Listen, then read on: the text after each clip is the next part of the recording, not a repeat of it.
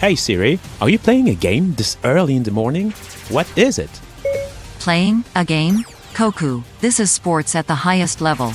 And guess what? I'm giving it my best and really pushing the limits of my semiconductors. World record-breaking performance here. Semiconductor limits? World record? I think you lost me here. Okay, let me show you. First you need to put on your virtual reality headset. You know, the one you got for Christmas in 2020 but never used. Is that really necessary? Where is it again? It's been a while. Ha! Here it is. Okay, hold on a sec. Here we go. Welcome to the E-Championship of League of iPhone Legends. I'm in the finals against you-know-who. My alter ego. Who is that? ChatGPT? No, Alexa. Haha, sure. Anyways, this is fun, but it feels so 2020, you know? The world was in hibernation back then because of the pandemic. We were locked in our homes and could only interact with our friends and family online. This was a mental health disaster. Remember the amount of hours we spent in the metaverse? Endless virtual client meetings on Teams and Zoom. I'm so glad this is over now. We get to enjoy real life in 4D. And more importantly, back to exercising and playing sports, tennis, squash. And good news, I finally managed to get my karate black belt with no broken bones after 10 consecutive grueling fights against other black belts. Siri, are you still with me? Game over. I just lost my battle. Oh well, next year. Yes, sorry, I'm still here. Well done for your black belt. But do I really need to remind you that 2020 was also the best year for the planet? It was the year where global greenhouse gas emissions fell the most in history. You're right. It was a mere 4.6% or 2.3 billion tons of CO2 equivalent. All the stadiums were empty. We had to watch the games online. But wait, is this the future of sports? It's undeniable that sports play a crucial role in the human experience and history. From ancient Greece to today, across civilizations and geographies. It does have, however, a horrendous carbon footprint and is unkind to biodiversity. Welcome to 2050 Investors, the podcast that deciphers economic and market megatrends to meet tomorrow's challenges. I'm Koku Abublois. I head up economics, cross-asset and quant research at Société Générale. In this episode, we'll ask what sustainable solutions is the sports industry implementing to limit its impact. We'll also delve into some of the most memorable moments in sport history and pay tribute to the icons who created them. In the second part of the episode, we deep dive into the future of sports, its impact on society, the planet, and you. Our guest is a rugby legend whose achievements are second to none. A record holder for the most points scored by an England player. He's best known for scoring the incredible winning drop goal in the 2003 Rugby World Cup final. I speak of the one and only Jonny Wilkinson. There's an immense amount sports has to teach us. When it comes to absolute performance and absolute team spirit, it can't just be about you. It has to be about something bigger than you. Let's start our investigation. Okay, let's be blunt here. Things are not looking very good, again. I'm afraid you're right, again. An article from carbonliteracy.com entitled, "What is the carbon footprint of sport?" hits the nail on the head. From grass pitches for football and cricket, snow and ice for winter games, to water for sailing or surfing, sport is fundamentally linked to the environment. It's an industry that's worth around $600 billion and is responsible for 350 million tons of CO2 equivalent. It's incredible to think that chasing a ball around with your feet or your hands can be so damaging for the environment. Not a surprise. Just think about the emissions from the transportation of athletes, staff and spectators to and from the events, the construction and use of various sporting venues and facilities, supply chains for the merchandise and sports equipment, as well as food and beverages. Hot dogs, ice cream and chips, anyone? And the list goes on. Now, let's consider two of the most popular sports tournaments, the Football World Cup and the Olympics. Football, for example, is the world's most popular sport. The FIFA World Cup is the sector's most prominent event and draws approximately 5 billion viewers during the month-long tournament. In 2022, the FIFA World Cup Qatar generated an estimated 3.63 million tons of CO2 equivalent, of which 95% are indirect emissions, mainly from travel. Then there is the Olympics. The International Olympics Committee estimated that the total carbon footprint of the 2020 Tokyo Olympics was 1.96 million tons of CO2 equivalent, with business travels accounting for most of the emissions. It's no secret that air travel is one of the main culprits of carbon emissions.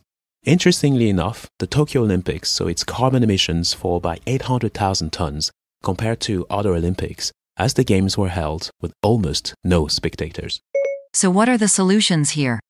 While the sports industry is generally lagging in the green transition, some organizations are now progressively trying to reconstruct their business model to a more sustainable approach.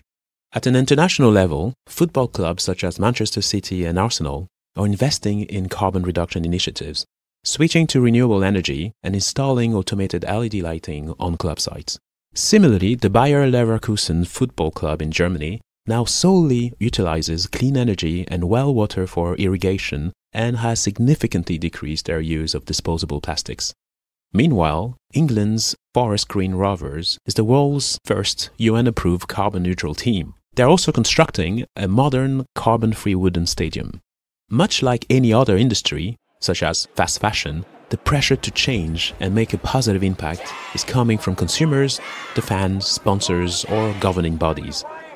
They are all demanding for more sustainable actions. A 2019 study revealed that 74% of football fans cared about the sustainable impacts of their favorite football club. But I think we are missing an important dimension of sports.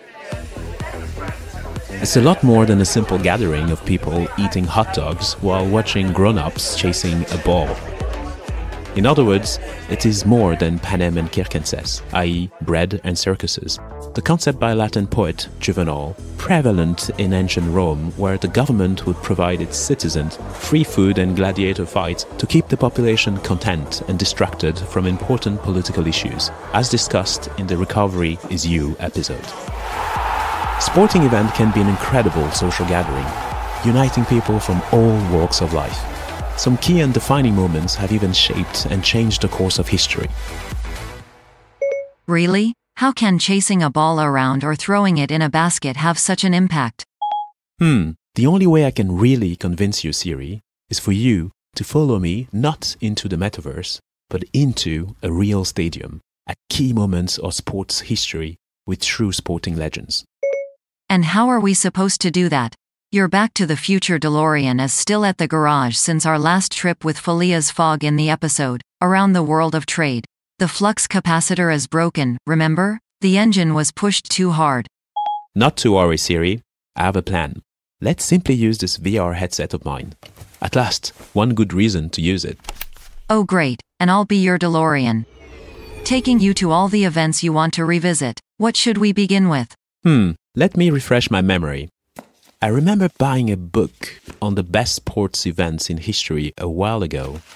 It should be somewhere here on my bookshelf. Here we go. The Greatest Moments in Sports by Len Berman. So many of them. 1967, Catherine Switzer, first woman to run the Boston Marathon despite effort by the race director to remove her from the course. 1938, Gino Bartali, the Italian cyclist who won the Tour de France twice and who risked his own life to help save hundreds of Jews during World War II. Okay, let's go for this one. Siri, can you take me to Zaire on October 30th, 1974? That's when the Rumble in the Jungle, the famous Muhammad Ali versus George Foreman fight happened.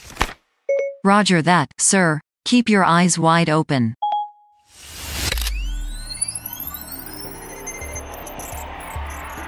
Hot Kinshasa hair is pulsating with anticipation. We are ringside with around 60,000 spectators packed like sardines. Ali, in his iconic white shorts, is dancing, sweat dripping down his brow. Foreman, the menacing figure in red trunks, glares after a powerful punch that just missed. Relentless African drum in the background add an undertone of raw intensity. The atmosphere is electrifying. Foreman lunges with a heavy right, but Ali dodges swiftly. In an instant, Ali counters with a sharp right-left combination. Foreman staggers, then crashes to the floor. The crowd goes wild as Ali raises his fists. He won! Muhammad Ali is considered by many as the GOAT, the greatest of all time. He once said, "If you ever dream of beating me, you better wake up and apologize." He has inspired millions, me included. Indeed, by reclaiming the boxing heavyweight title against all odds, Ali changed boxing narratives, epitomizing resilience, grit, wit, and strategy. Alright, now let's jump to Michael Jordan's final shot, NBA Championship 1998. Inside Utah's Delta Center, the electric hum of over 20,000 fans is palpable. Jordan, donning the classic Chicago Bulls red, has possession. There's just been a crucial steal and he's edging past Malone. The clock's ticking down. Michael Jordan's aura is unmatched. He has redefined basketball and is a world icon. The recent Netflix documentary, The Last Dance, is as much a sports documentary as it is a lesson in leadership, discipline, hard work, and passion. Fair point. Jordan once remarked, "I've failed over and over and over again in my life, and that is why I succeed." Here's his moment of truth. The clock is ticking down. Jordan gets the ball, sizing up his defender. A quick crossover, then a leap, releasing the ball with finesse. As the ball travels through the air, time seems to stand still. MJ has done it again. That shot cemented his legacy as basketball's GOAT. In this Chicago Bulls versus Utah Jazz playoffs, Michael Jordan managed to pull the team to victory with perhaps the most legendary shot in basketball history. Legend. Wait for it. Dairy. Okay, let's move on. Now, of course, you have to show me the miracle on ice. US versus Soviet Union, 1980 Winter Olympics. There you go.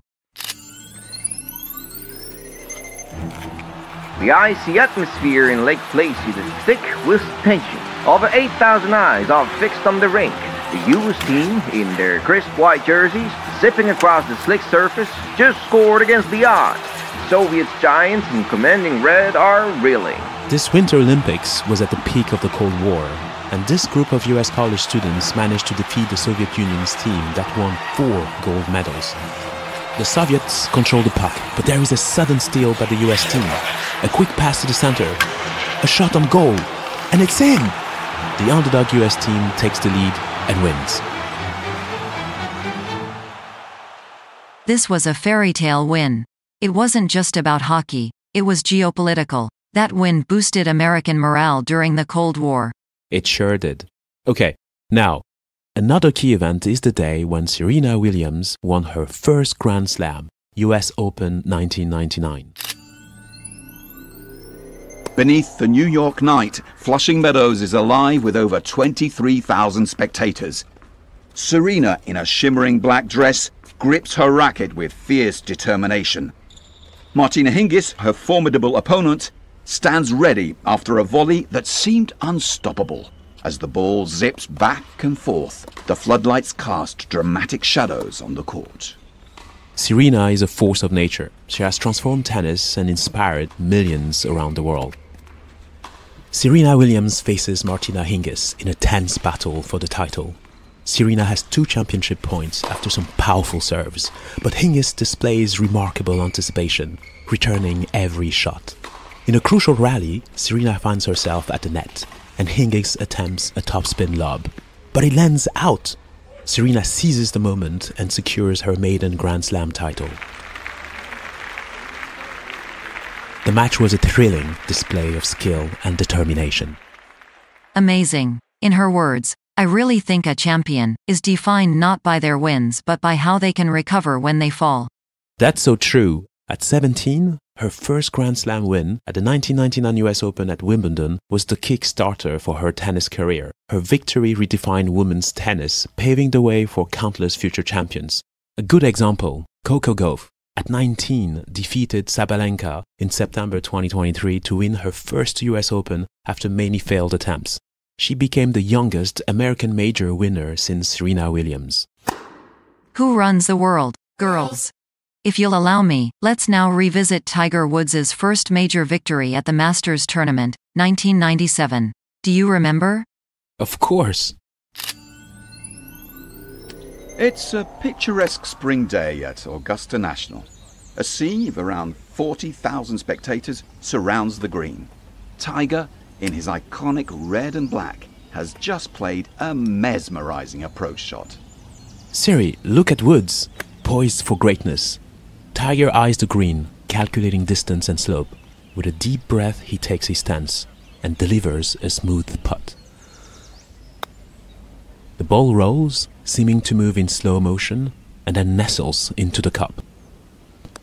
The Augusta crowd burst into applause. He made it. Impressive. He once mentioned, no matter how good you get, you can always get better, and that's the exciting part. Indeed. His win, while shattering records, broke racial barriers in golf, inspiring a generation. When he won the 1997 Masters at age 21, the youngest winner in history, the moment he hugged his dad became an emotional moment that marked the beginning of his career in golf. These moments are indeed inspiring and magical. Thanks for the VR ride, Siri. It was fun. I should use the headsets more often. Let's face it, it's clearly more eco-friendly than flying around the world. I find it fascinating how sports are a big part of human history, cultural identity, and a source of inspiration for many. Take the FIFA World Cup in 2018. It drew an audience of over 3.5 billion people, pretty much half the world, uniting under the spell of a ball. Sports have dissolved borders. Olympics, soccer, basketball, they all speak a global language. Yet, they carry a big environmental price. You've touched a raw nerve, Koku. Remember the 2014 FIFA World Cup in Brazil? Its carbon footprint was 2.7 million tons of CO2. You are right. This is now backfiring as the arenas of sport are feeling the heat of climate change. Literally, the planet strikes back. Spot on. Climate change has gone from passive viewer to active disruptor. Winter sports, for instance, are in peril. According to NPR.org, most past Winter Olympics venues might be too warm to host future games by 2050. If you look, 3 decades is not that far away. Okay, here's the bottom line. Sports are a treasure for human experience, but it will need to adapt to the new reality of climate change. For further insights on the power of sports, who better to talk to than a rugby legend? Jonny Wilkinson is a former rugby union player who represented England and the British and Irish Lions. He rose to prominence during the 2003 Rugby World Cup and is widely acknowledged as one of the best rugby union players of all time. See you in the second part of this episode to discover the complete interview and conclusion to our investigation. Hello, Jonny. Such a great pleasure to have you on the show. Yeah, it's a real privilege to be here. Thank you for the opportunity.